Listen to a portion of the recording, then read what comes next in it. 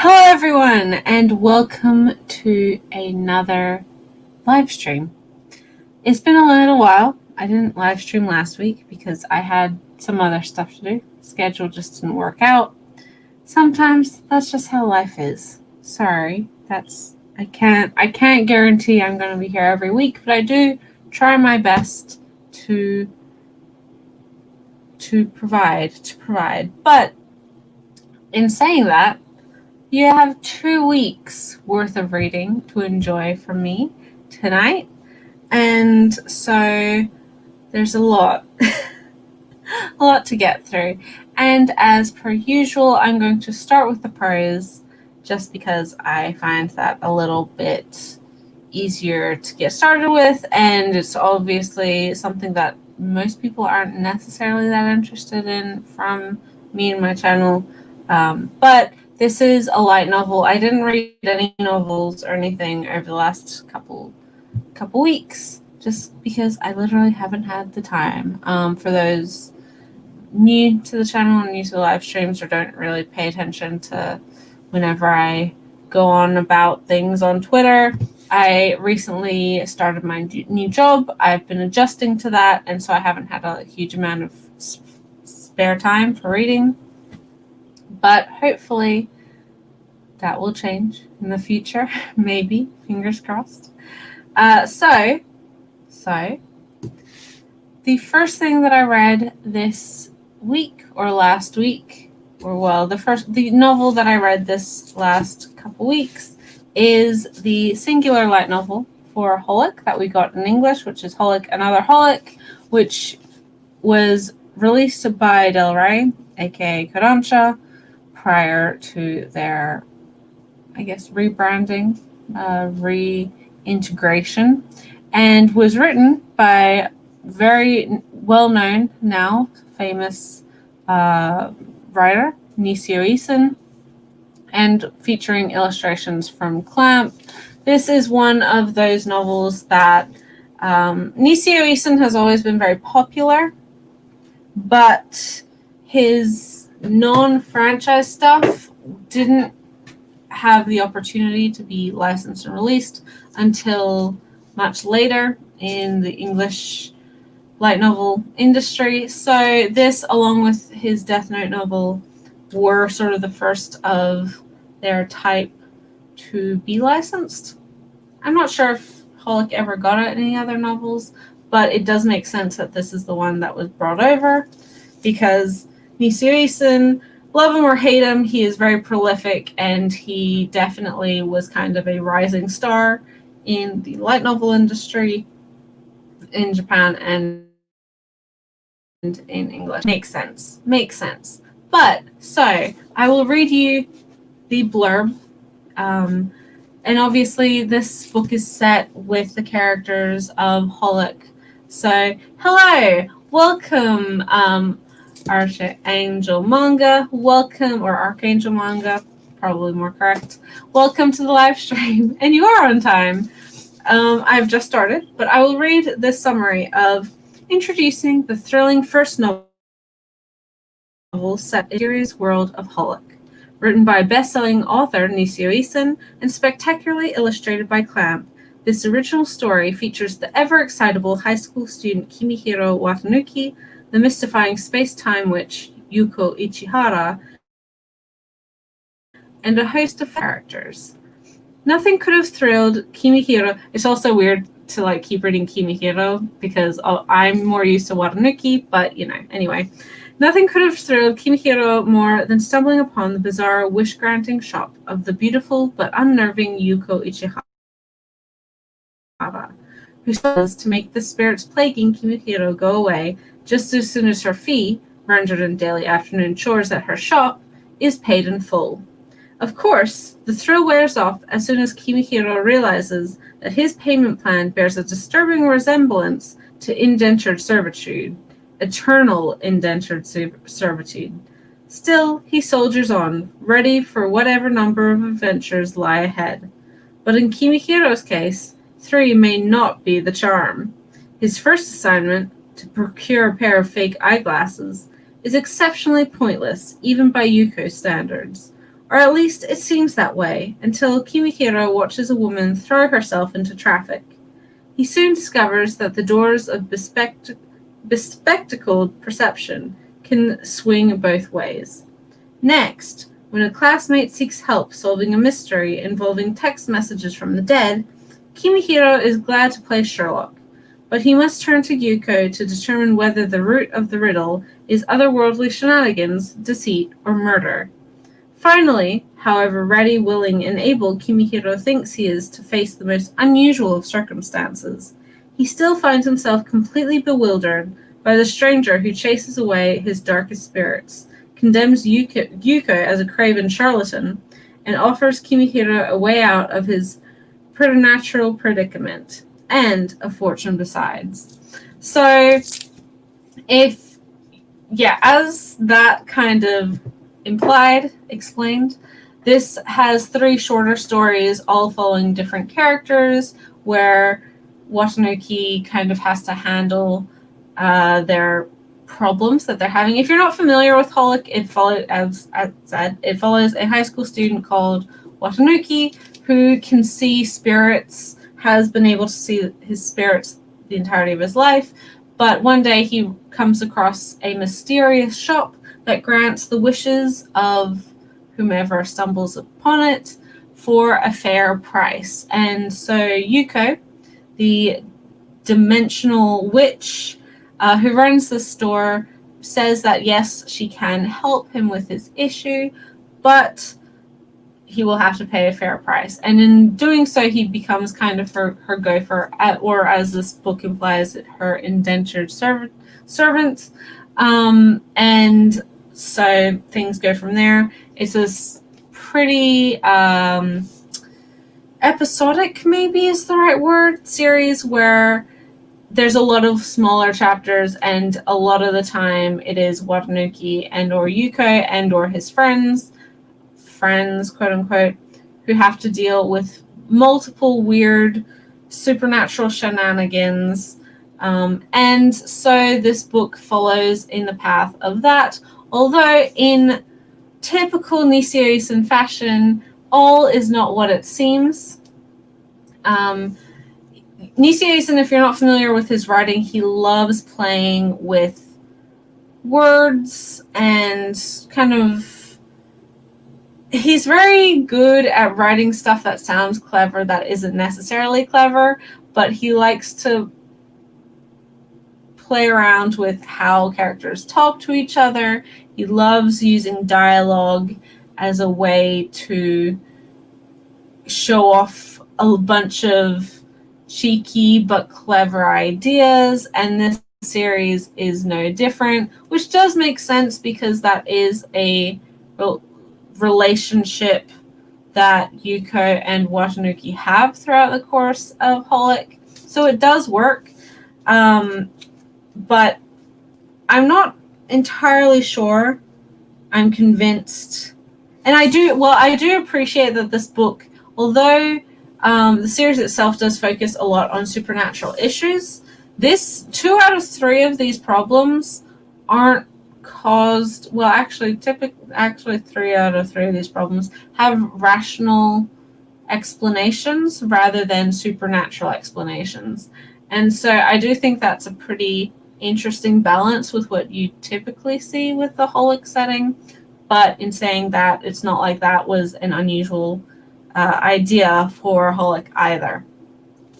This is obviously it's a older light novel at this point. I think this came out in the early 2000s. It also has a color page, which it says illustrated by Clamp. It just means that it has some of Clamp's artwork at the beginning of each chapter. I'll see if I can find like this, right?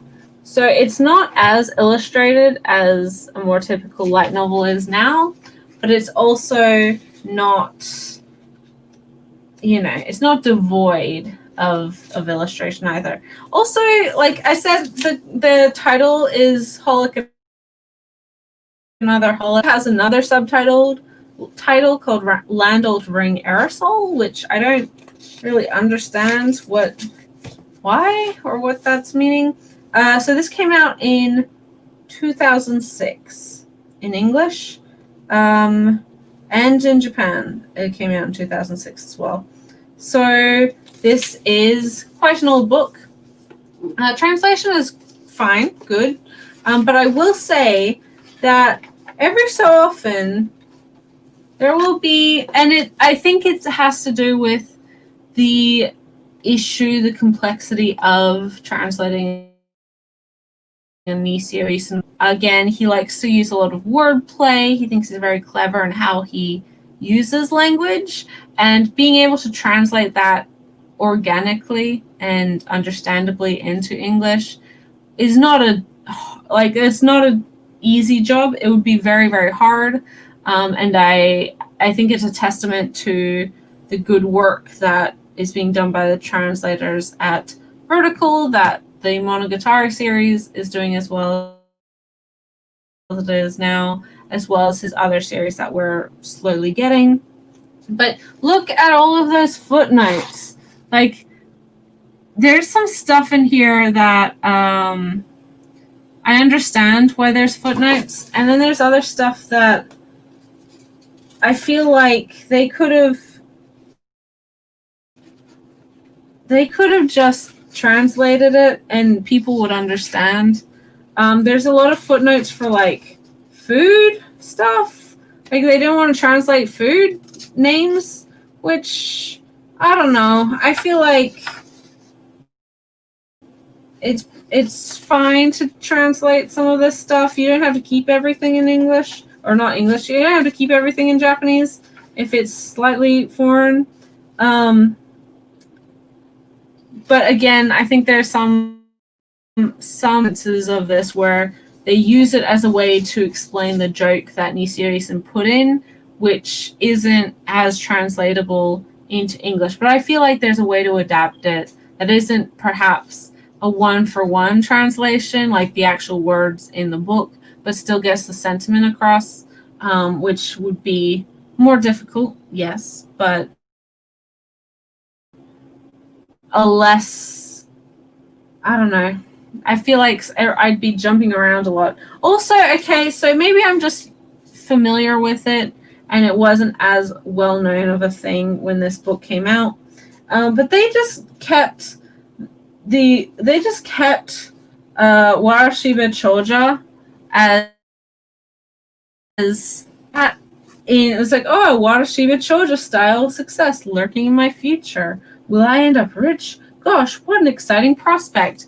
And I was like, and so it had that, and then it had oh yes, it's a Japanese folktale in which a poor boy trades one object for another until he ends up rich. And I'm like, can't you just say, like, is there a straw millionaire style success lurking in my future? Because that's what the name of the folktale is in English, a millionaire. You could do that. Like, I don't think that would be that confusing. Maybe it would still need a translation note, but it feels like you just didn't want to translate it. I don't know. It's difficult. It's hard to I'm not a translator, and I do not begrudge someone using footnotes and things like that, especially for an author who is so very reliant on wordplay and puns that only really work in Japanese, and homonyms as well. Like, Nisio-san likes to use words that sound like other words, and that's what the joke is. So it's hard. Like, it's not an easy thing to do, but I do also think that because of the age of this book. Hello, Rin. Welcome to the live stream. I do think that this may, out now, would have a more, I don't know, easy to read translation. Not that it's a difficult to read book or translation, but I just feel like it wouldn't need the footnotes. Maybe that's my bias though. I do think it's a really pretty book. shiny matte finish to it and all this gold foil. And it's a hardcover, as you can tell, and really beautiful purple underneath. I'm a big sucker for purple, so yeah, this book I bought secondhand, if you couldn't tell, and I am happy that I have it. I was interested in reading it because we've established that although I'm not the biggest Clamp fan, I do like the whole setting, and so yeah, I read that last week. Next, well, now I'm going to get into the manga itself, and the first that I read for last couple weeks was one that I was very excited to get to. It's also the end of a series, and it ended really well, really sweetly. I was really happy, and that is Volume 4 of Satoko and Nara. This is I believe it started as a webcomic about two college girls who come from very different backgrounds, university in the United States, and become roommates. And in doing so, they become friends and are learning about each's respective culture. So we have Satoko, obviously, who is from Japan, and we have Nara, who is from Saudi Arabia. I'm going to read the back. I'm going to try and read the back more often, the blurbs more often for books, because I think it may be a better way for me to explain some of these series. But because this is the final book as well, this kind of sends it off sweetly. So it says, the last days are the sweetest. It's almost time for Satoko to head back to Japan. After everything she's learned and all the beautiful friends she's made, it's hard to leave her new home away from home. But with Nara at her side, her last days in the States are sure to be some of her best yet. And yeah, it's basically, it's sort of the ending part resolution to Satoko's whole trip, the end of her international or her study abroad, as well as Nara's arranged marriage, kind of getting that all settled and in place, and the inevitable of them moving apart and moving with their lives and, you know, staying friends, but going back to their home countries or going into industries that they're very interested in, finishing their studies. You know, their life can't just be the two of them in their apartment forever after, but their friendship persisting despite that. And of course, all of them in the US over the course of their stay. I really like this series. I think the art is very cute. It's not like overly complicated, but it, you know, the characters are all very distinct, very likable. But this series is wonderful at showing the facts, portraying the facts of Islam, and I guess the Muslim experience, especially in regards to the Middle East, because they do that, the way that various countries show or display or practice Islam can be very different, and just because they're all from relatively close countries or are part of the same religion doesn't mean that people treat it in the same way. And so Nara, her life and the way she worships and things like that, and because she wears, you know, she doesn't wear the burqa, but she does wear the hijab, and she's where some of her other Muslim friends from other Muslim countries do wear the full burqa, or they'll sometimes not wear any of that because they're not that, they don't see that as a necessary thing for their faith. So it's interesting. It's interesting. And I've said it before, but I do really like how this series portrays Islam. Obviously it is meant to be a exchange of cultures between Satoko and Nara, but obviously this is for a Japanese audience, or it was initially written for a Japanese audience. So the Japanese don't need a huge amount of explanation on their own culture. But I think I read the third volume of this the last time I was live streaming. I don't remember. Who remembers that long ago? I don't know. But it really does show the similarities of people and how alike we are, even amidst our differences, amidst the cultural differences, the religious differences. And so it's just really sweet and lovely. And now that it's finished, I do encourage people to read it, especially if you're wanting to learn more about Saudi Arabia, Saudi culture, Islam. If you want a positive portrayal of Islam as well, because we know that can be very hard to find in media in general, but especially in English language media. So yeah, it's really good. I highly recommend Satoko and Nara, and go try it if you have not yet. It's really sweet, and at 4 volumes, it's also not a huge commitment. So yeah, do yourself the favor. Next is something that I didn't hate it or anything, but I also didn't adore it. And I think part of that is because, if my camera would focus, is because it is a short story collection.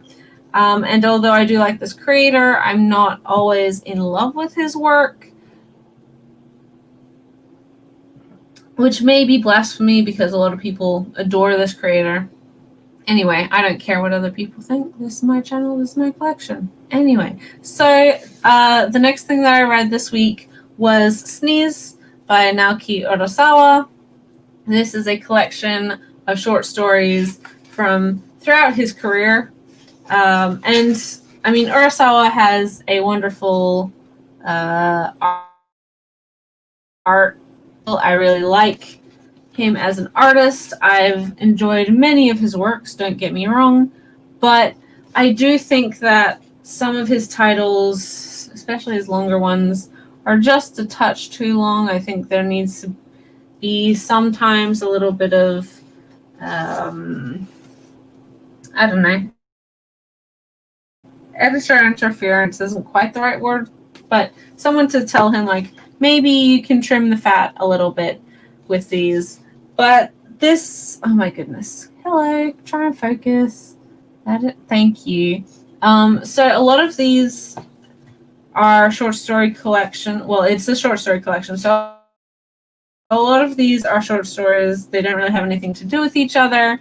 There's quite a bit about, like, the rock music scene and Orozawa within that, and like his favorite artists of certain eras.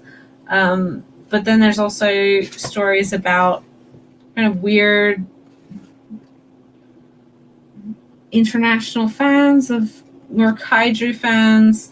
I don't know, just and then there's like some wacky mouse hijinks, and there's ESP shenanigans, and I certainly enjoy a couple of these, but like I wasn't interested in the music focused ones where and they're not long, but there's quite a few of them. It's interesting, but it's someone outside of the music scene of specific eras isn't necessarily going to be that invested. I didn't really like the kaiju one. I mean, I got it, but I didn't really like it.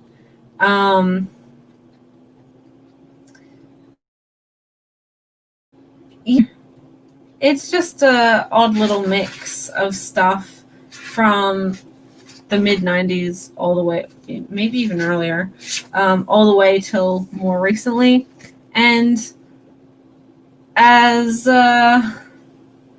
if you're a completionist, if you adore Orozawa's work, then maybe yes, pick this up. But for me, it's not really a need to own series, and I will probably be getting rid of this pretty immediately. It's not something that I will ever reread, which is, I don't know if it's a shame, but I do kind of prefer some of his other stuff, and I'm being picky. And there's just not quite enough in any of these short stories, aside from the first one, which I think is the longest one, to really give a satisfying sort of story. And that's the complicated or difficult thing to do with any short story collection. I'm not as much of a devout Orozawa fan as some people, so I feel like, oh, I do like the journalist one as well. That's a pretty good one. But I do feel like that unless you're a super huge or need to own all of his works in print, then this one is definitely a library choice, or maybe you want to buy it digitally or something like that, rather than spending the money for the print edition, or borrowing it from a friend as well might be an option. I don't know. Wasn't for me. Yeah, unfortunate, but I did follow that up with a well, this one isn't a short story collection, but it is a single volume, very interesting release as from a publisher I was very excited to finally get my copy for, and that is Ripples by Hagiwara Rei, and this is one of the more recent releases from Glacier Bay Books. So this is basically a story about a girl wandering around a desolate land. She's perhaps the last person alive, and just kind of reminiscing about the past and humanity and her plight and the end of human existence. And it's beautiful, it's poignant, it was everything that I wanted it to be. I honestly, Glacier Bay Books hasn't put out a comic yet that I've disliked. All of their original publications, like this and like something else that I'm going to be talking about later in the video, is just so phenomenal. Obviously, it's a little bit more esoteric than more typical manga. This is obviously more indie kind of self-published works, or alternate manga, underground manga. But oh my goodness, it's so beautiful, and this is such a high quality book. Oh my goodness, so you can't tell necessarily, but this is such gorgeous matte paper. It's very high quality, very thick pages. The cover just feels phenomenal. Again, very lovely matte, beautiful, perfect binding as well. It's such a high quality little book. I highly recommend you pick this one up if it sounds like something you're interested in from Glacier Bay Books, because they don't have huge print runs, and if you're wanting it, you should get it sooner rather than later, because there is a fantastic value for money, and also just overall amazing. And you're not going to be able to find it after the fact if you do wait and it goes out of print. I don't see them restocking this in a physical format. We will probably, I don't know if it has a digital release yet, but there will probably be a digital release if there's not one already. But if you're wanting the physical book, get it. Go get it. And also support, because I love their stuff and they're wonderful, and we need more of this sort of manga being released amidst all of the more typical manga that we do see being released and licensed all of the time. So yeah. Next is another Seven Seas book, a penultimate book series. I think the series is only 4 volumes long. I don't know. I'm not sure. But it was another one that I do really love, and I do also recommend to a lot of people. It's also really good for everyone. It's an all ages manga, and that is Nicola Traveling Around the Demon's World, Volume 3. This is by Asaya Miyanaga, and this is the story of a little girl called Nicola who knows a little bit of magic, but she decides to go to the demon world in order to find her mother, whom she presumed was dead prior to the series. And she was not doing too well. She kind of just jumped into the demon's world without knowing anything about it, and was in a lot of trouble. And so she was saved by a wandering salesman, traveling salesman called Simon, who is a demon, and he looks after her, and he's trying to help her find her mother. So if you like any of these multitude of series that is like a young guy in his mid-20s who somehow adopts a random child, and their exciting and sweet and heartwarming adventures together, travels together, then check this one out. Sometimes it can be a little bit hit and miss on this sort of premise, but Nicola is adorable. Of this world, kind of Halloween-esque demon world that these characters exist within. It's got such a beautiful art style. I don't know. I love it. And it's printed in, it's not black and white. It's like this deep brown on cream, and it's gorgeous. And it just looks like an ink or a ballpoint pen kind of art, hand-drawn style. Obviously, a lot of all manga is hand-drawn, but it's just not a very typical style that you see a lot of in manga. It feels like a fairy tale or like these folklore sorts of stories. Old books of fairy tales and things like that do have this more just this sort of art style, this kind of whimsical but delicate but complicated characters and art.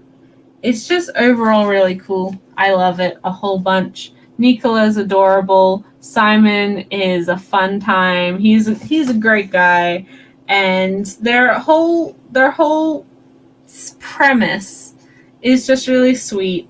And again, at 4 volumes, I don't think it has outweighed its welcome or outstayed its welcome. It's just generally really fun, really sweet. Nicola is very likable. You want her to find her mother. You don't feel irritated at her shenanigans, and she does have, a bit of trouble that she gets into, but it's never an annoying amount, and none of the issues last for too long. And Nicola and Simon have a pretty good back and forth personality-wise as well. It's just pretty wonderful and really sweet, and I recommend it a whole bunch. And again, at 6 volumes, it's not actually that long, so I don't think it's a huge investment either. But yeah, if you haven't read Nicola, and this looks like a series that might interest you, or also, again, it's an all ages series, so it's great for kids. It's not scary. It's not, unnerving or anything, and it's not going to be inappropriate. There's no excessive violence. There's nothing like excessively explicit or rude or anything like that. It's just a really sweet, down-to-earth little about a girl looking for a mother in this kooky, weird demon, not scary demon setting. So yeah, Nicola is great. Highly recommended.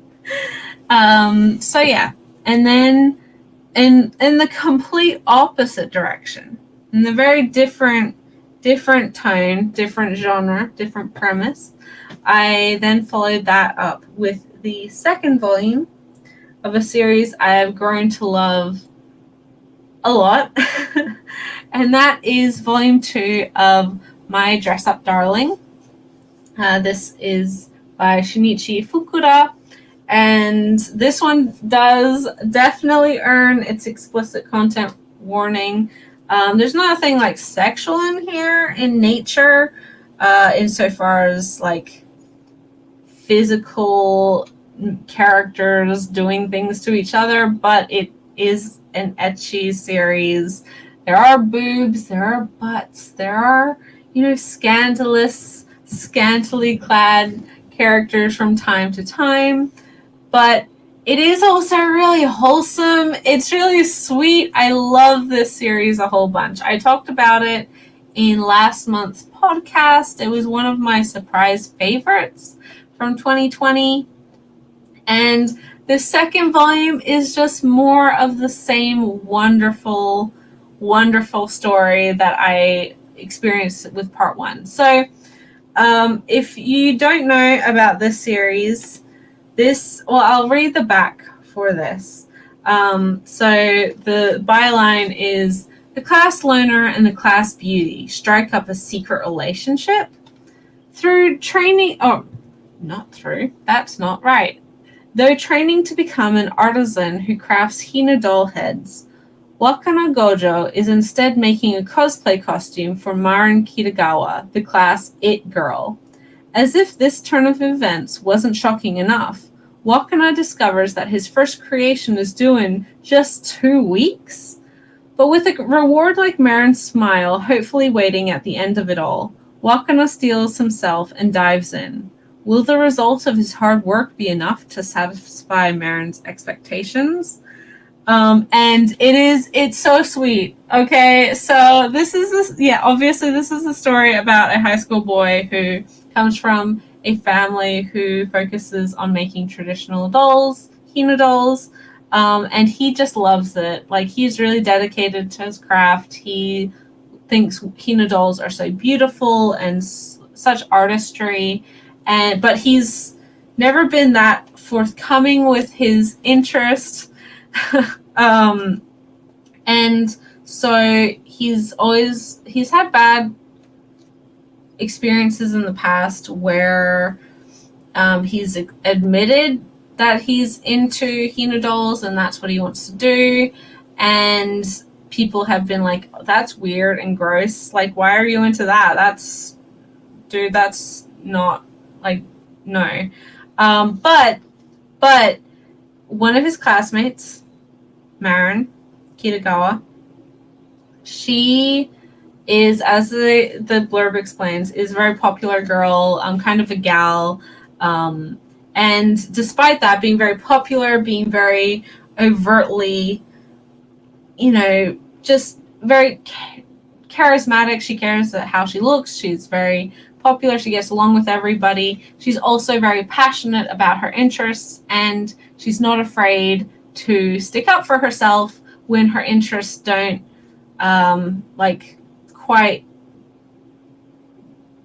line up with what people think are cool. So she is very, very strong-willed in that way. And our main character, Gojo, is very, he admires that. He's almost jealous of that strength of character. And anyway, so things happen. He ends up helping her with a cosplay for one of her favorite characters, which is this character on the front. Actually, this is her cosplaying. And from just this raunchy, oh my god, very inappropriate, fetishy Erg. And yeah, they strike up a friendship through that. And so it's a bit about cosplay. It's a bit about creative passions. And again, believing in yourself and having that sense of security in yourself and the bravery to be able to take pride in the things that you enjoy and how they teach each other and support each other. I do agree, Ren, that yes, the fan service is probably the most divisive part of it. This series does have fan service. It doesn't shy away from that. I actually like the fan service insofar as that I don't think it's like, sometimes fan service can just be so over the top that it's almost grotesque. And I don't feel that with this series. I think there's kind of a warmth to the fan service, if that makes sense. It's just kind of sweet with a little bit of sauciness, which works well with the premise and also is kind of quite in line with the character, on just the idea that she's playing this very overtly sexualized Erog character. But I can definitely see like why that would turn people off. But as even Ren said, that the characters themselves are so good. Like, I really, really like their relationship. I like their friendship, even aside from any romantic potential.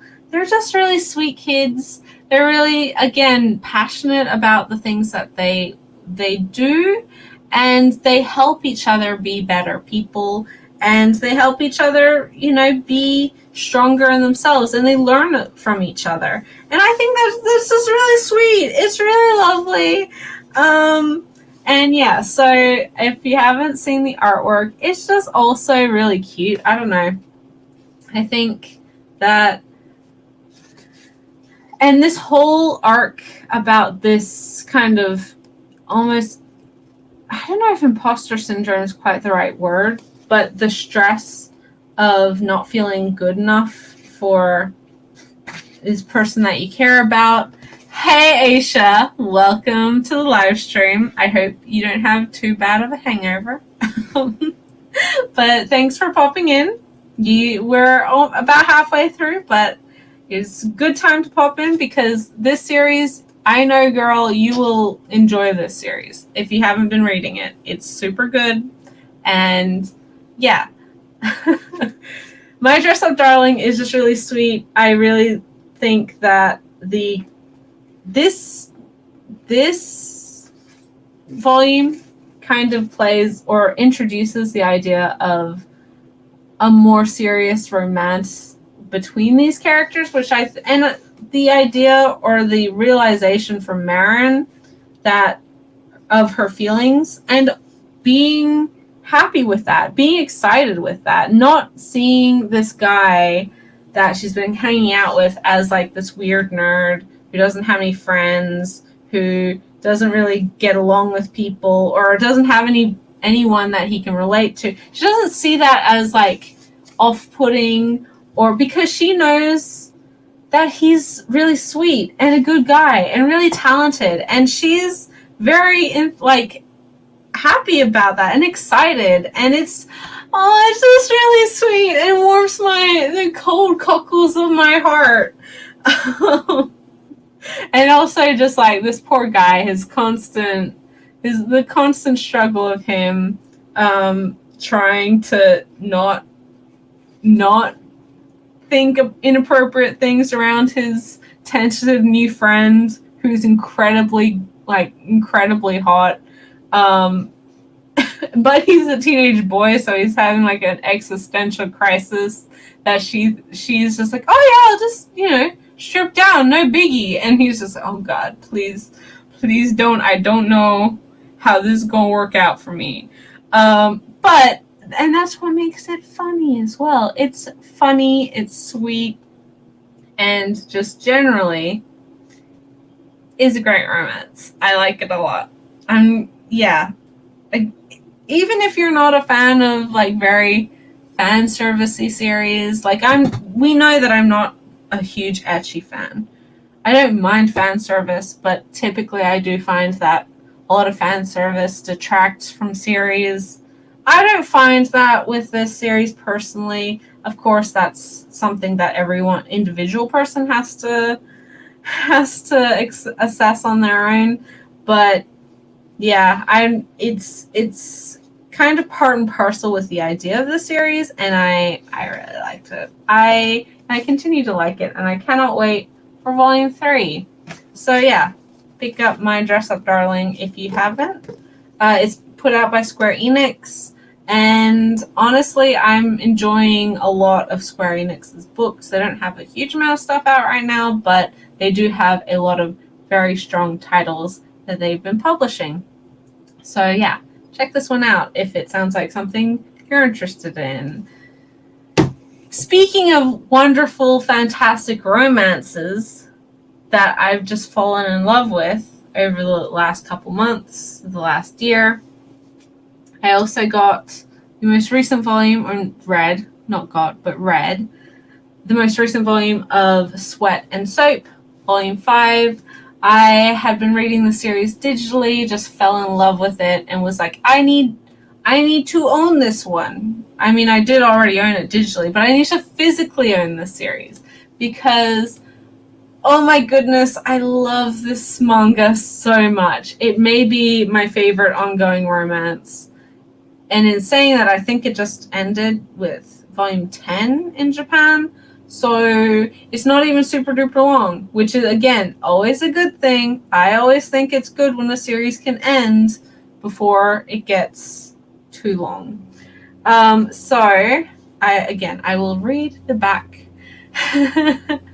Everyone needs to read Sweat and Soap. And if you haven't been reading it or you've fallen behind, catch up with Sweat and Soap, because volume 5 is really good. I got kind of emotional halfway through the series, or halfway through this book. So I'll read the premise. Wonder, get on it, honestly.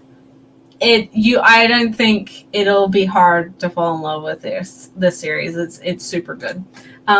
But with great effort, the notorious workaholic Natori has managed to carve out a real holiday break, with time away from the office to spend with his girlfriend Asako. But that doesn't mean he's been able to tear himself away long enough to get her a proper present. And by the time he starts looking for a Christmas reservation at the restaurant he's had his heart set on, they're full up. For her part, Asuka's been completely swamped. The books have to be closed for the end of the year, so 'tis the season to log overtime in the accounting department. So, Rin also, I don't know anyone who's disliked the series that has tried it. It's one of those series where the premise sounds off-putting. It sounds gross and weird and I don't know. It didn't immediately make me want to read the series, but I heard so much positive stuff about it over the last year or so that I was like, I'm definitely going to try it, but it's on the priority list. It just took me a little while to get to it, and I'm so happy that I did. So if you're not familiar with this series, this follows these two on the cover, Natori and Asuko.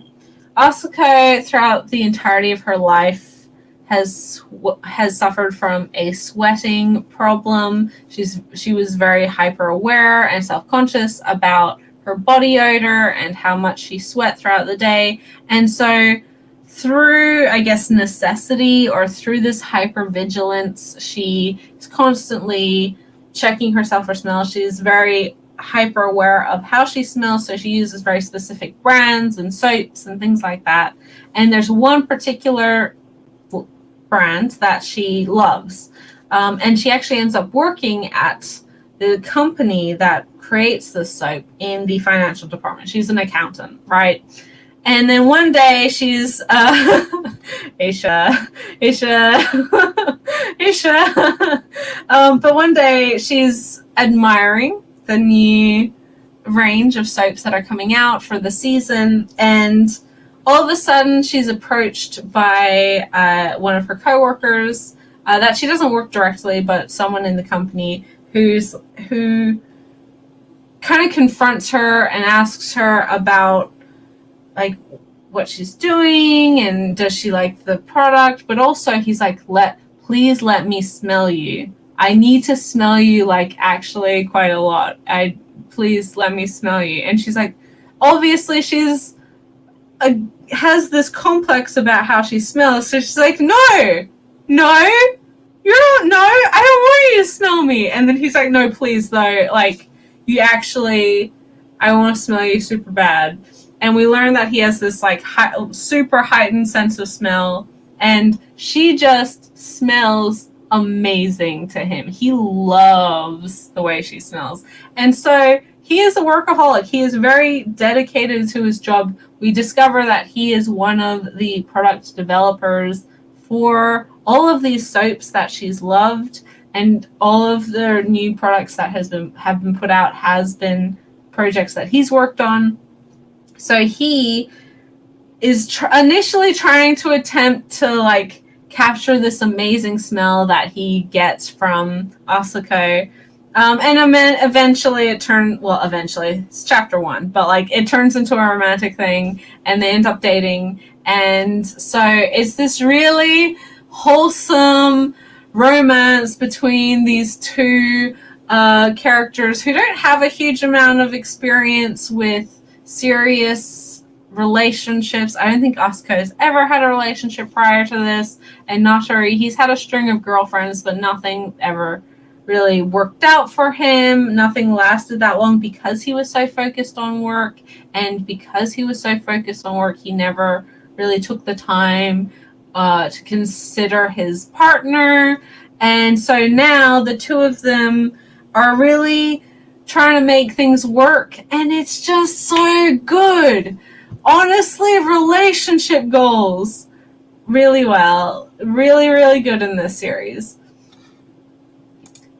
This is also additional truth in that, yes, there's a smell fetish like part of this, and it's not something that ever goes away. It's very crucial to our main male character, but it is something that's acknowledged as just something that he's into, and he doesn't ever like force Asako to be uncomfortable. Again, he's very hyper aware of her comfort levels, because again, he's wanting this relationship to work out. They really care about each other, and so it's just really good. It's a really good way of it's a really good representation of a relationship that and the discussions you have in a relationship, people's fetishes, without being like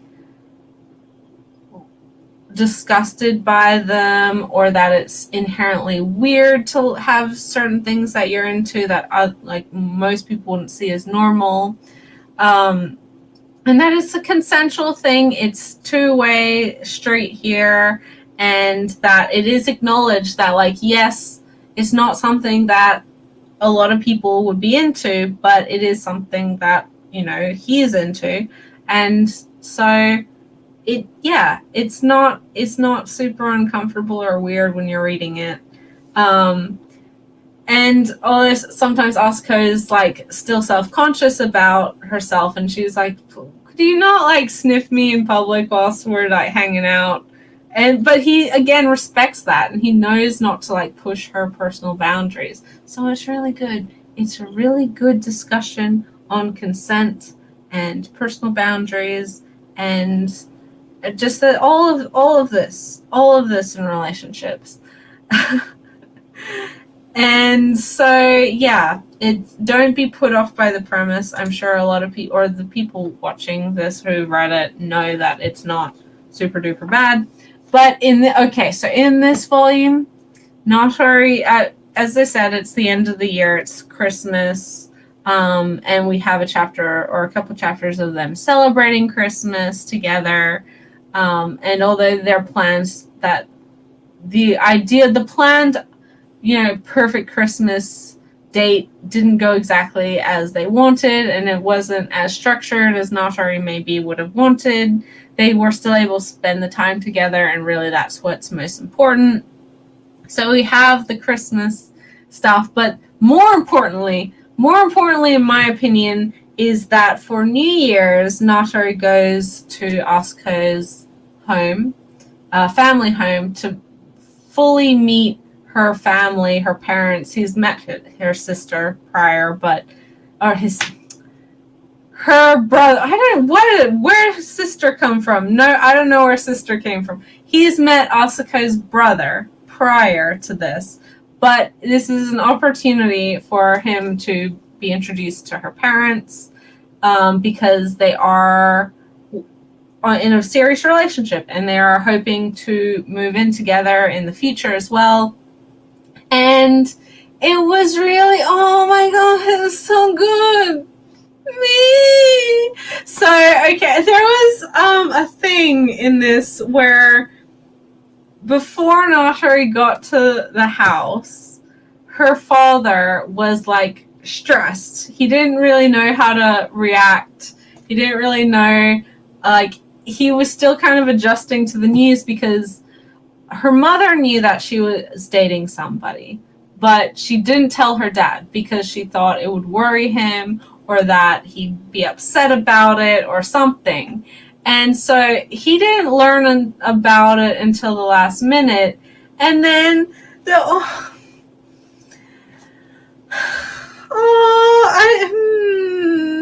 so there's a whole thing in this where he's like, Dad, well, the brother is like, Dad, why are you like being so weird about this?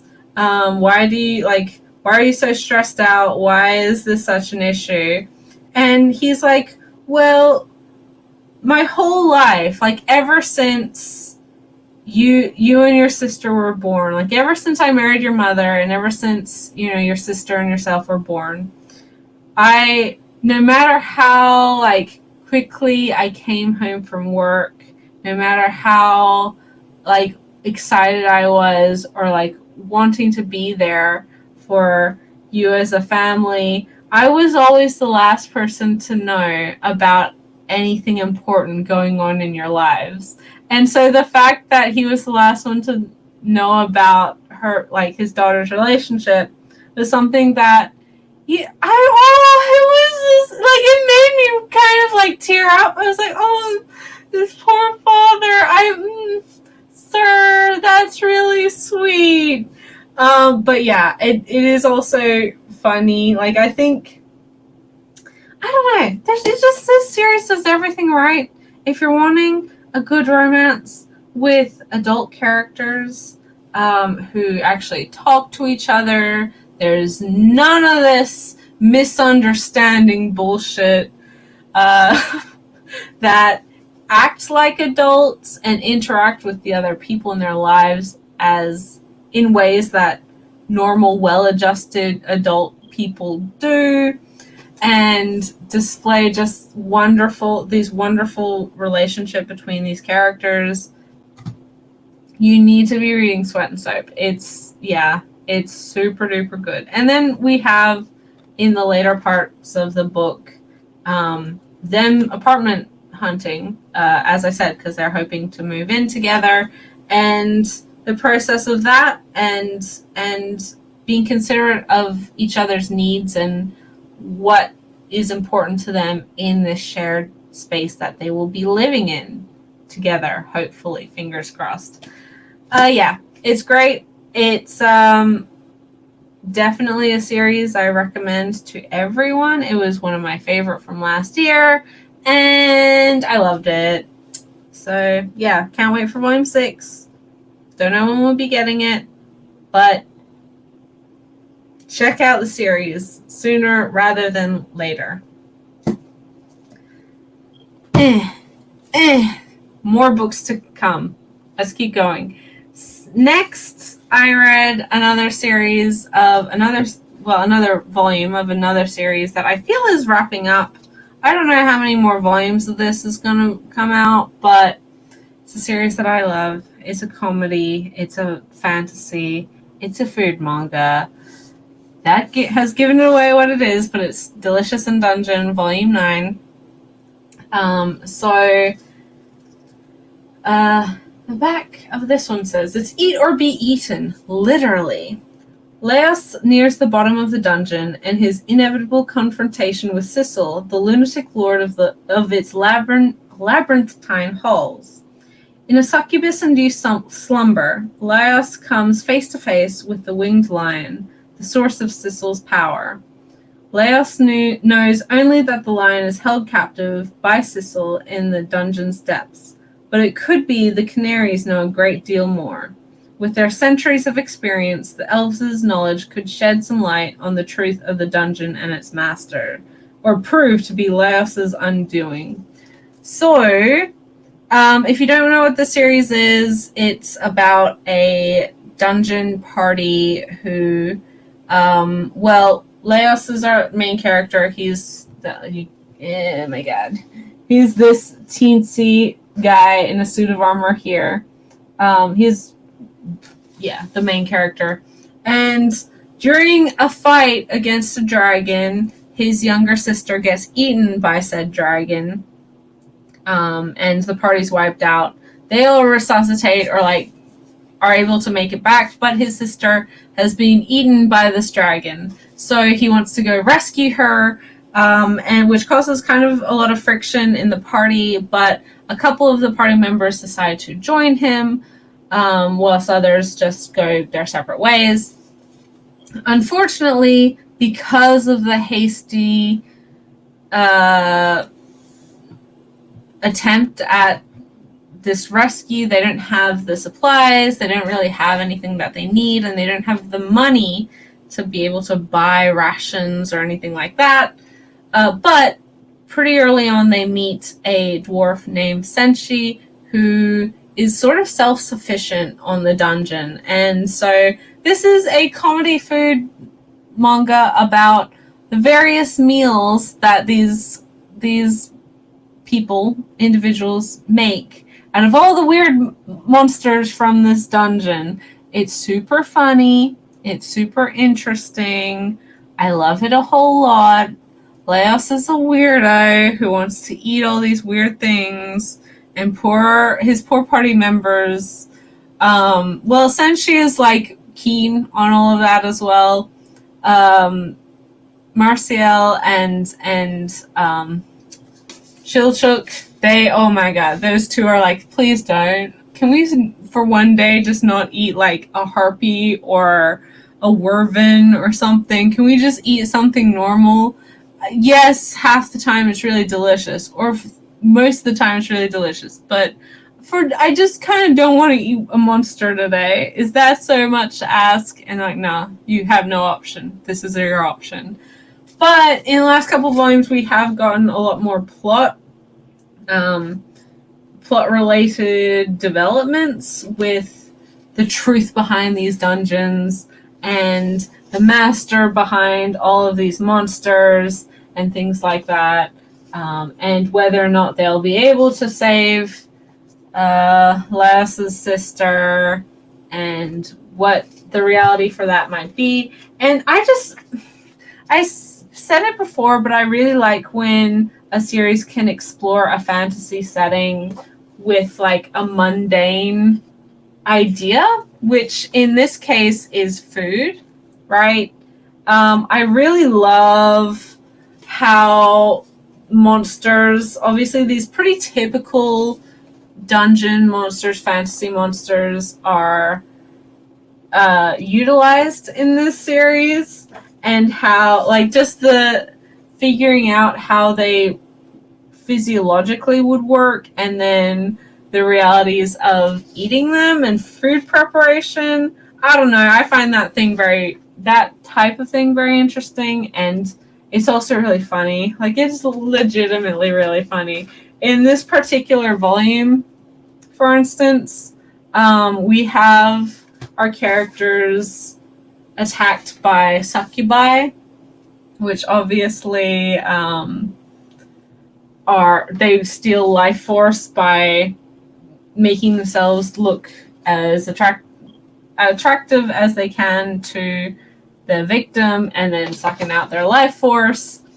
And so Shilchuk, he had previously kind of dealt with succubi, and he's like, the only way to get rid of them, the only way to fight them and like survive and beat them is you have to do it in like a group. So one person gets all dazed by the succubi, and then the others kill it or incapacitate it. And it's working for a while, but then things just, there's too many, and it gets funnier because like all the succubi start to fight him, and Marcial's like, oh, they're all blondes. Is your wife a blonde? Are blondes your thing? And he's like, just shut up, okay? Just shut up. It's just really funny. Okay, and then the succubi like target on her, and oh my god, the thing that it turns into just the most stupidest print here. Oh my god, the cheesiest like prince on a horseback elf, and you can see Chilchuk's just reaction to that, and he's like, oh shit, because he's like, oh my god, your taste is just terrible. What, really? This guy is your taste? Oh my god, you give me so much shit. This is, how dare you. But it's great. I love these characters. If you're a fan of like D&D or dungeon crawlers of this nature, then you will love this. If you're a fan of food manga and don't mind sort of a fantastical twist on it, definitely check this one out. It's just overall really funny, really interesting. I think a really cool way to explore a fantasy world, as I said. These later volumes, we have gotten more backstory. We have gotten more information about all of these different characters, and sort of also the relationship between fantasy races.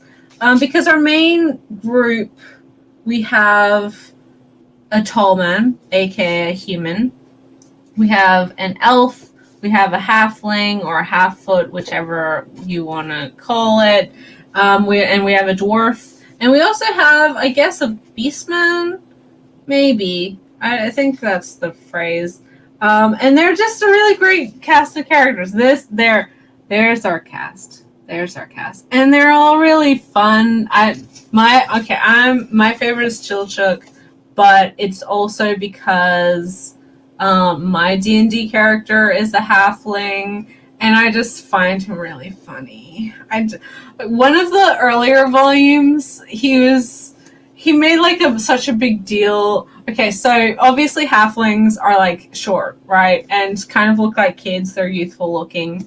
And so the whole series, like, Senshi treats him like a child. He thinks he's like 10 years old. And everyone else kind of doesn't really take him that seriously because he looks super young. And they all kind of assume like, oh, he's maybe, I don't know, 12, 20? How do halflings age anyway? And then it's just like, oh yeah, my wife and children. And like, wait a minute, you're married? It's like, yeah. It's like, and do you have like teenage daughter? What the? Excuse me? He's like 35 at least. And everyone just mind blown. Which is funny enough in itself. And then he's like, oh, I don't even like, my wife doesn't even get along with me or anything. And he pretends like he doesn't, his wife is really upset that he's adventuring. But as he keeps explaining, everyone's like, it sounds like your wife is super supportive and you're just really embarrassed to go home because you know that she's super cool and all of your party members are just super dorks. You don't want to introduce your work friends to your family, and so you've just avoided it this whole time. So yeah, I mean, I love him, but Marciel's great. The elf character, she's phenomenal. All of them are really good. They're all really good. Laos is such a weirdo, but he's also really likable. Senshi's wonderful. It's just an overall great series. 10 out of 10. Recommend. Toyuya or Tay, absolutely get it. It is so good. It's so good. I love it so much. And it's legitimately funny. Like, I laugh out loud at least 3 times per book.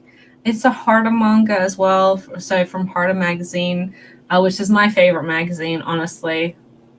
Almost every series that's come out of that series or that magazine, I have loved. There's not too many that I've disliked that are from Harta. And it's just, I typically know that if a Harta manga has been licensed, then I will love it. And this one's no exception. So yeah. Delicious in Dungeon. Funny, wonderful, fantastic for those who are into like dungeon crawler or this type of fantasy as well.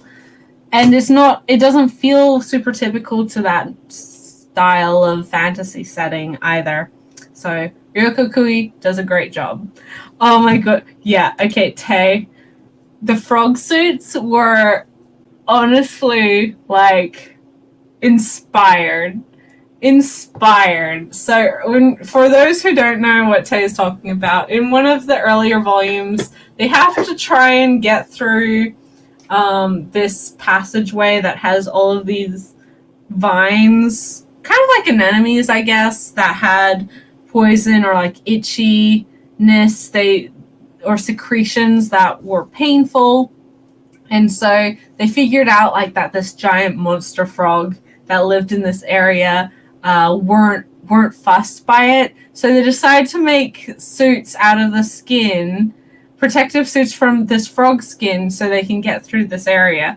And they do, and it's the funniest shit that I've ever seen. It's so funny. And like, so Leos and Marcial like have normal, they look like they're wearing like froggy one suits or like kigurumis or whatever.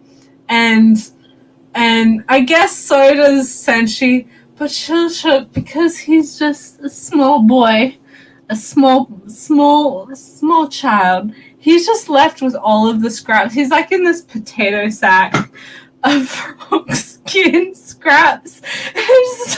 And all of their faces are just like, nobody say anything.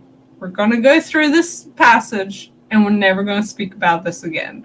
And they're stone-faced, and it's so funny. It's so fun.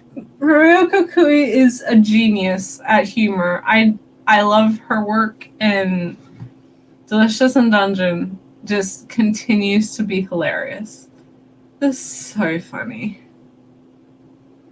And on that note, in a similar vein, not as funny, but still as interesting, I think, a still really cool way to explore fantasy setting, is one of my new recent exciting series, Heterogenea Linguistico, which is an introduction to interspecies linguistics by Salt Seno. This is a yen press release, and I will read the back. So, Hakuba's diverse traveling party, made up of half-werewolf Suzuki and lizard folk siblings Kashu and Keku, welcomes its newest member, the Minotaur Mo. Struggling to communicate through a series of wild gestures, guttural grunts, and the gnashing of teeth, Mo eventually gets his point across in Old Werewolf, a language that is new to the linguist at large. Discovering the varied ways Netherworlders communicate grants Hakuba fresh insights into how different species think and interact, and unbeknownst to him, his human tendencies are being scrutinized just as closely. So Hakuba is on the cover here. He is a human researcher, linguist, student, whose professor was injured prior to the series, and so his professor appoints him to continue the research in the field, as it were. So he goes to the Netherworlds, where all of these fantastical non-human creatures reside, and continues the research because he's a linguist, but he's a linguist of supernatural languages, including all lizard folk, slimes, minotaur, werewolf, and so Suzuki here is his guide. She I think it's a she, is half human, half werewolf, and so basically Hakuba's traveling around and meeting people and trying to learn language, and it's that idea of applying theoretical knowledge, applying what you've learnt in a university course or in school into the real world and seeing how different it can be and how applications are, and just the whole way that something that you understand in theory or that you can pass a test on might not be as usable or as inherent to your understanding as you might realize. I really like these two series as kind of complementary because they do similar things in exploring a fantasy world in a more mundane setting or with a more mundane premise. Obviously, that's with food preparation, or in cooking, and this is with actual language and communication and linguistics. It's super fun, pretty cute, very clever.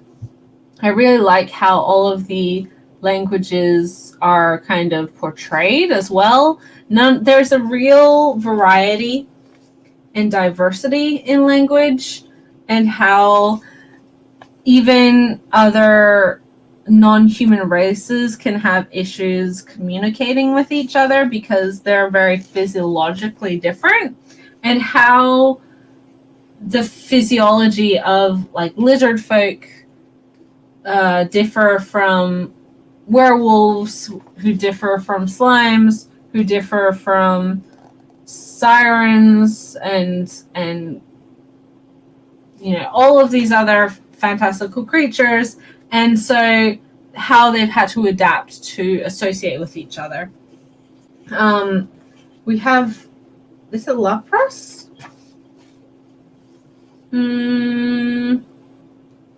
I can never, the snakes with the arms. Lamias.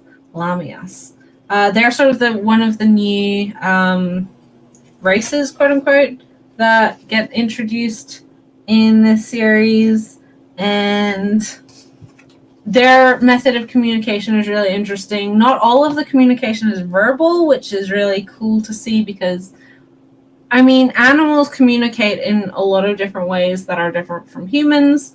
And so expounding on that, when we see a lot of these supernatural characters with animal trends or tendencies or features, how that changes how they talk to each other and how they understand each other. It's super good. A lot of this volume is kind of dedicated to Hakuba and Mo, this new Minotaur character, trying to figure out how to communicate, because Mo is also a linguist and knows a whole bunch of supernatural languages, but doesn't understand human. And so they're trying to find something that they have in common, that they can talk about, or a way to communicate that they will understand each other. And then also how language is reflective of culture as well is done really well in this, because these are all real things. I've talked about this before, but these are all real things that exist and are studied. Like, people try to understand this through anthropology and linguistics and things like that. But and those are all really interesting topics of study, I think. Like, I think that's a really cool thing to dedicate your life to, understanding how people communicate and where language comes from and where expression comes from. But by, again, applying it to this fantasy world, it's something that's quote-unquote mundane, but still just as important when we're thinking about how reality, or how a setting like this would really be.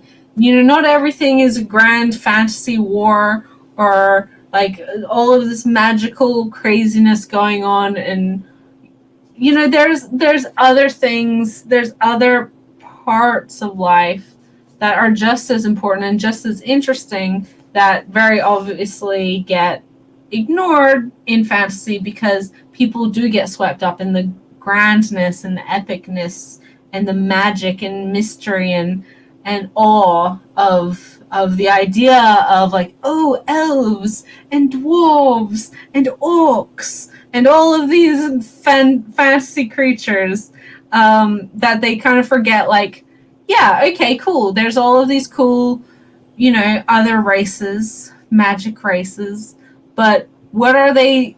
How are they different from humans? Why are they different from humans? And how does that change how they interact?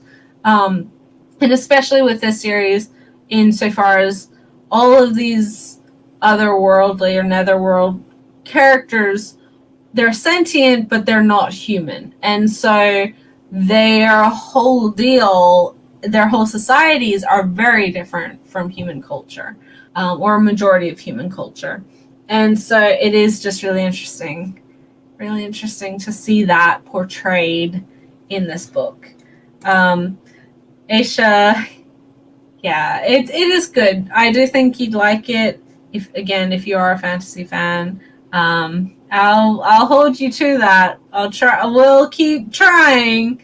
We'll keep trying to get you into this. But yeah, I think as well, if you are a fan of Delicious in Dungeon, then you should check this one out because it's not as funny, but it is in a similar vein, and they are very complementary to each other, as I said. Next, second to last, the penultimate volume that I'm going to be talking about. This is also a comedy, very different from those last two. And this is the Singular Library manga that I read this week. I read it today, in fact. And that is Volume 3 of Grand Blue Dreaming. So, this is a comedy about a university. Ren, I told you, the frog suits are amazing. Everyone needs to go look at the frog suits in Delicious in Dungeon. And Aisha, I know you don't like frogs, but you actually should need to look up the frog suits in Delicious in Dungeon. They're so good. They're so good. But Grand Blue Dreaming doesn't have frog suits, I'm sorry to say. What it does have is a lot of nudity and a lot of drinking. It's basically every first year at university.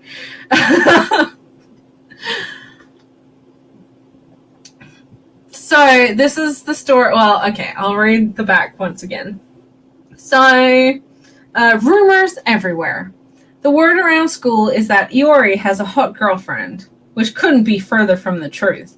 But pesky little concepts like truth don't matter to the male campus population. Iori's supposed good fortune has turned him into their most hated enemy, and he may not escape with his skin intact. Then, the diving club gets an unexpected new member, and she's a girl. But, boy or girl, none of them will survive unscathed the greatest horror of college life, the mixer. A coming-of-age tale with beer, bums, and the Grand Blue. So, oh my goodness, why are you bleeping at me, computer? I don't know why. It's fine. We're gonna ignore that. Yeah, Grand Blue Dreaming is. I would agree that this isn't like a hilarious series. I don't think I laughed at all. Well, like I didn't laugh out loud with this volume. I did like snort a couple times. So I was like, okay, that's shady.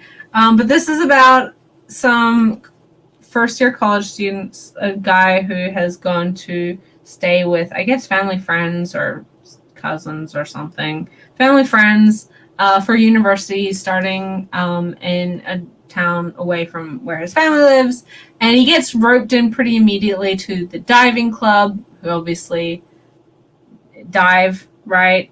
But it's really a story about excessive drinking and the shenanigans that happens because of that, and all the whole premise is like this guy starting university, and he wants like an amazing university life and a cute girlfriend, and like, you know, just living his best life, and he immediately gets roped, and he's going to be living with this cute girl who's like a childhood friend or whatever, and her hot sister, and so things are looking up, but their house or whatever is actually the headquarters of the diving club, and he pretty immediately joins the diving club, even though he's like hates water. He is so afraid of water, and he just is not someone who's ever swum or anything like that. But he does get roped in and kind of quickly falls in love with diving. But that's not why you read it. It's because these kids will strip down and just get so drunk, and then shenanigans ensue. And I'm not going to say that this isn't college life. It wasn't my college life, but I've had a lot of friends where this is college life. I don't think they got nearly as naked as often, but that's part of the ridiculousness of the premise. These are all very desperate, manly guys who are not generally the most socially inept, or they are very socially inept. They're not the most well-adjusted. They're very desperate. Because in this volume we have a girl who joins, who they met prior. She was part of the tennis club, and you know, various things. But they called her Cake Face, or Cake Face, because she was just covered. It looked like that was her makeup right there. And because she, again, wanted to join, like, have her best university life and reinvent herself and stuff like that. And in doing so, she tried to reinvent her image and just went way over the top. And so they kind of forced her to you know, hold a mixer for them and some of their friends. And she's like, okay, sure. She doesn't want to, but they like bully her into it or strong arm her into it. And it's like, okay, sure. And then all of the girls show up like that. And these guys are like, oh my fucking God, why? But then one of them is like still desperate enough that he's like, yeah, no, but I'm still going for it. And, you know, this is a series that isn't, there's not a huge amount of, like, artistic merit, or you're not going to be enlightening your mind to the mysteries of the universe with this series. Like Rin, I don't find it, like, laugh out loud hilarious, but it's fine. It is generally humorous. It's dumb, stupid, like, oh my God, these characters are so dumb. Like, but with the amount that they drink, I also believe the events 100% would happen. It's just one of those things. And it is a series that, for me, I've been borrowing from the library because this is never one that I'd buy. And as a library read, it's fun. Like, it's just a bunch of idiots, mostly drinking and like stripping down and getting into trouble, and then sometimes going in the ocean for a couple hours and being inspired, and then putting their foot in their mouth. So yeah, I can't like recommend Grand Blue Dreaming, but it's not like the worst thing ever. If you're into stuff like Prison School as well, it's kind of those like sex comedies that are just over the top dumb and like knows it and like fan servicey, but not. This is less fan servicey than something like Prison School, but it's that same kind of idea, just college humor. So yeah, it's not high art. You're not gonna be a better person after reading this, but it is like it's fun for what it is. And if you go into it knowing that, then I think you get exactly what you want. Yeah, I mean it's fine. It's fine. Last.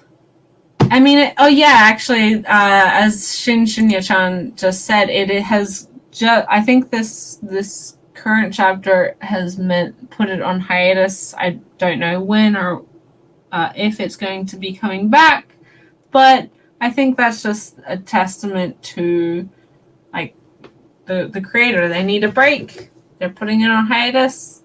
I don't think it's a series that's going to suffer from a hiatus. Especially depending on how long it is, how extended this hiatus is, why the creator's going on hiatus. There's a multitude of reasons, and we may never know. But I've said it before. I will always say it. I will always support a creator who has to take time off, has to take a break from a series for their health or their well-being, which is also related to health, mental health, if nothing else. Or just for their own personal, care. So, and like, it's not a series that I'm up to date with, so it's not like I'm hurting for content for Grand Blue Dreaming. I have like another 9 or something volumes before I even get close to catching up, so perhaps it's sucky for fans who are up to date, and I always feel for that. People in that situation, but again, I always feel like it's more important for a creator to be happy, healthy, and happy with themselves and the work that they're putting out, rather than forcing them to continue a series through bad health, through immense stress and pressure, through whatever else. But yeah, I mean, series go on hiatus and off of hiatus all of the time. Not everything is going to be like notoriously on hiatus in the same way that Hunter x Hunter or Berserk or Nana is. It's just, I think every so often series need to take a break and creators need to take a break, especially if they haven't had a break for years and years and years. And Grand Blue Dreaming has been running for years and years and years. So it might be high time for the two of them to just chill out for a little bit. But last, but certainly not least, is another series or another collection of short stories. This one I had a lot more success with, loved a whole lot more than the previous one that I talked about today. And I loved the first volume of this, so I knew that I would love the second one. I was not disappointed. And that is Gladiola. Gladiola, Volume 2. This is, again, put out by Glacier Bay Books. Look, it is so beautiful, and I love this front artwork. So much so that I bought the edition that came with the print. And I actually got 2 prints in here. Because I think one of them is slightly... The Riso print is slightly off, so the colors are a little bit different. The printing process is a little bit different, and I love it. I really love it. So this is, if you're not familiar with Glacier Bay Books, I think the first volume of this was their first like proper manga that they licensed and put out. And as you can see, it has a whole bunch of different creators and different stories. And there, again, like with Ripples, it is a bunch of indie works, self-published works, alternate manga. This isn't necessarily a book that's going to appeal to everyone who is a manga fan, but if you are a comic fan and you are a fan of indie comics, then you owe yourself the opportunity to read the Glaiolia books because they are beautiful. I really loved so many of these. There's such beautiful diversity in art styles, storytelling. I'm try not to show that one, but like there's even a story in this book that was written left to right, so you have to actually flip the book upside down to read it, which is pretty, like, I think that's a pretty good way to do that sort of switch, and it allows you to just keep all of the book in one direction. And there's everything from like really whimsical stories about exploring dreams to a girl who can imagine the results of nuclear explosions to just the existential worry of growing older to stories about personal relationships to just weird, bizarre, like this one is about a dream about giant racing beetles, which you can't even see unless the camera actually focuses. There's just some really cool things in this book, and I loved them. Oh, there's another one. One of my favorite ones is about this girl, this woman who like keeps visiting the place where her friend died in a traffic accident and talking to her ghost. That was really cool. And there's another one where a girl whose spiritual ghost like keeps showing up everywhere. This one is about a little girl who kind of runs away with a stranger for a day because she doesn't feel like her mother's paying attention to her. It's just like there's some really cool stuff in this book, and I love it a lot. Some of them are very short. Some of them are like single page strips. Some of them are longer extended comics. Some of them are kind of like illustrated essays. It's really, really cool. And I highly, highly, highly recommend this collection like I did with the first collection. Look how beautiful. Like this reminds me of like a Ghibli. It reminds me of the Nausicaä manga, which is why it reminds me of Ghibli. That art style is beautiful. Love it. It's one of the last ones, but the one, I like this one as well. This guy that buying cityscapes. It's just really cool. I really love this book. Where is it? Okay, this one is the one about the girl who like keeps losing her ghost all over the town, and her friends are more spiritually sensitive and tells her about it. There's just some really awesome, amazing things in this series, in this book. And this one is thick. Like, it's quite a bit thicker than the first volume.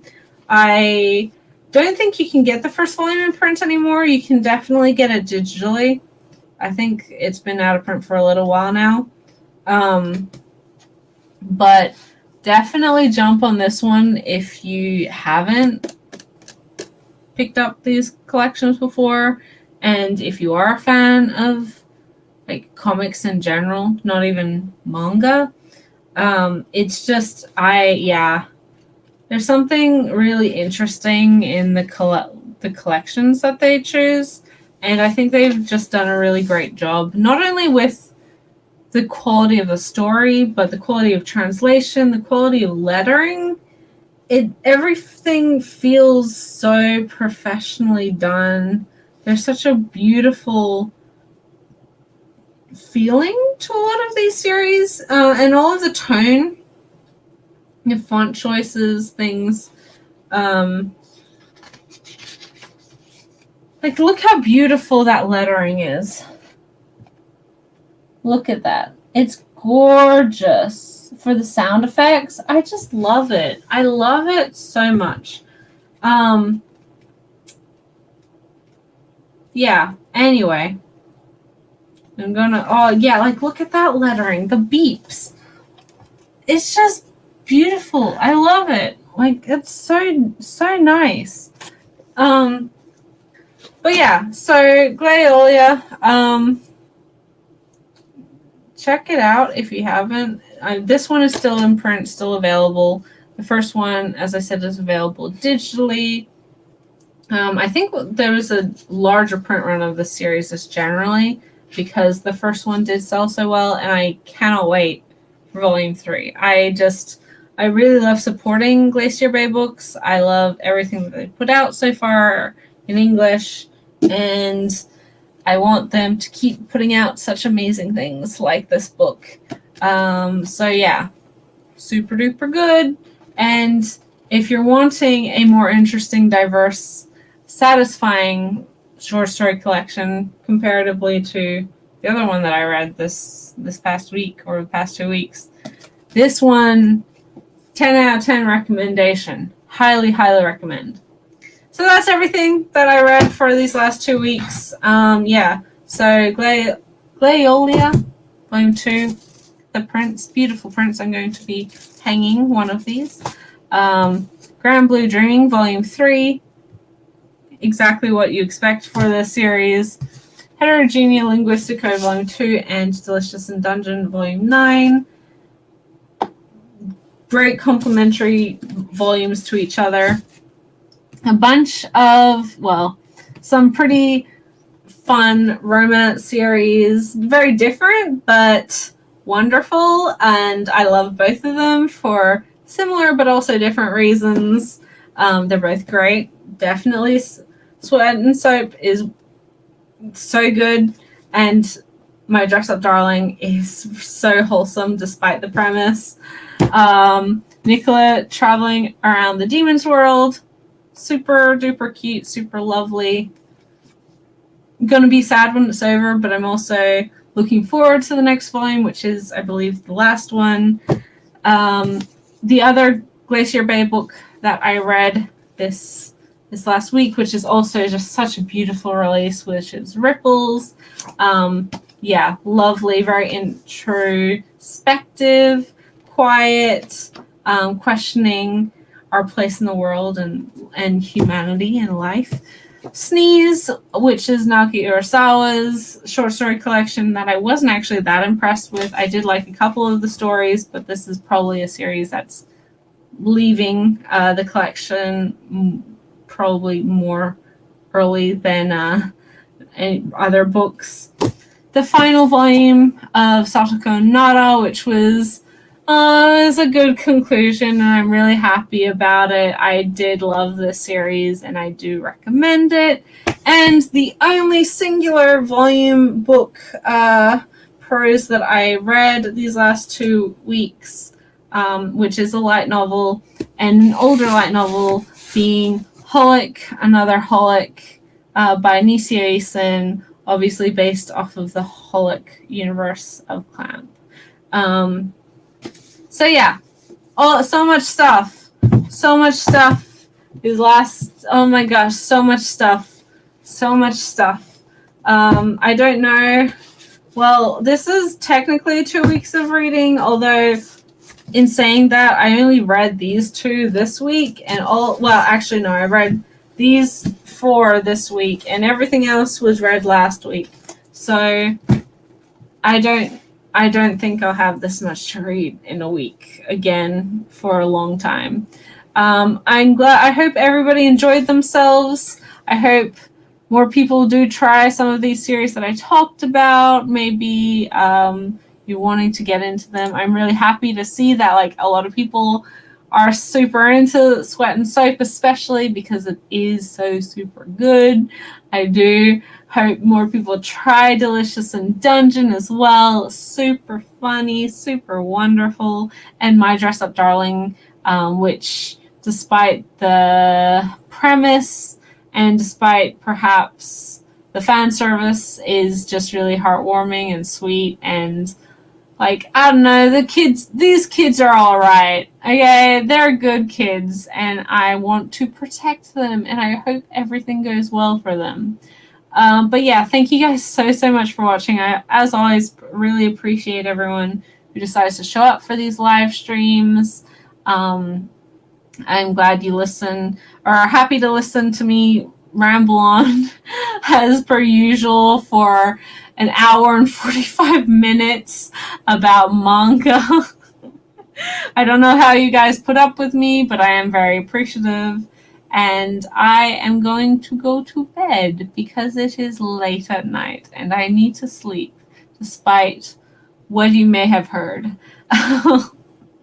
So I will catch you in the next video, guys. I hope everyone has a wonderful rest of your day, a wonderful rest of your weekend, and I will see you in the next video, whether that be the podcast, which should hopefully be out in the next couple of days, or a First Impressions video, a series review and recommendation, or another one of these live streams. Have a good night, everyone, and I will talk to you soon. Bye till then.